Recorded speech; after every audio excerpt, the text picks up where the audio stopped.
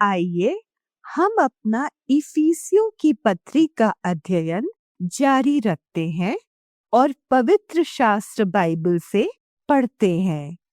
इफिसियों 2:11 से 17।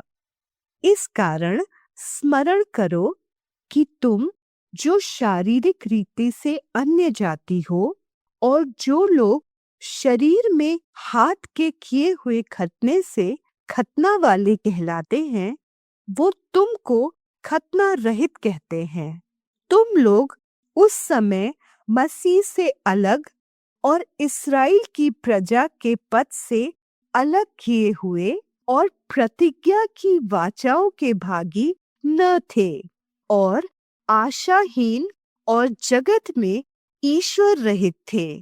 पर अब तो मसीह यीशु में तुम जो पहले दूर थे, मसीह के लहू के द्वारा निकट हो गए हो, क्योंकि वही हमारा मेल है जिसने दोनों को एक कर लिया और अलग करने वाली दीवार को जो बीच में थी ढा दिया और अपने शरीर में बैर अर्थात वह व्यवस्था जिसकी आज्ञा विधियों की रीति पर थी मिटा दिया, कि दोनों से अपने में एक नया मनुष्य उत्पन्न करके मेल करा दे और क्रूस पर बैर को नाश करके इसके द्वारा दोनों को एक देह बनाकर परमेश्वर से मिलाए। और उसने आकर तुम्हें जो दूर थे और उन्हें जो निकट थे, दोनों को मेल मिलाप का सुसमाचार सुनाया। प्रेरित पौलुस इस छंद में एक अत्यंत नाजुक पहलू का विश्लेषण करता है और वो है यहूदियों और अन्य जातियों में अंतर, विशेषकर परमेश्वर के साथ रिश्ते के संदर्भ में। ये तथ्य पूर्णतः सत्य है कि परमेश्वर के लिए यहूदी जाति विशेष थी और यहूदी परमेश्वर के लिए प्राथमिकता रखते थे। और ये तथ्य भी सत्य है कि अन्य जातियों के लोग यानी कि हम जो यहूदी नहीं हैं, आशाहीन और ईश्वर रहित थे। हम प्रतिज्ञा की वचनों के भाग नहीं थे। और ये भी सत्य है कि यहूदियों और अन्य जातियों में आपस में बैर था।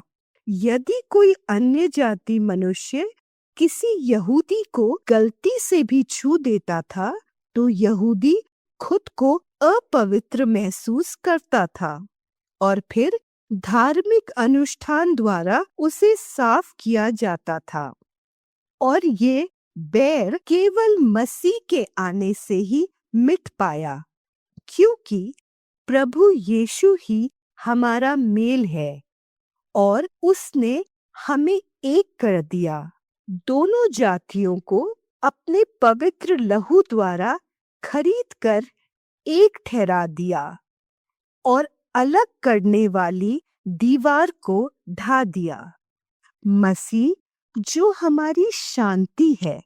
हाँ प्रिय मित्रों, मसीह हमें शांति देता ही नहीं है, अपितु वो स्वयं हमारी शांति है और उसने दोनों को एक कर दोनों के बीच परम शांति स्थापित कर दी। और इस प्रकार प्रभु यीशु ने कलीसिया को एक कर दिया, जिसमें यहूदी और अन्य जाति दोनों ही एक देह हैं।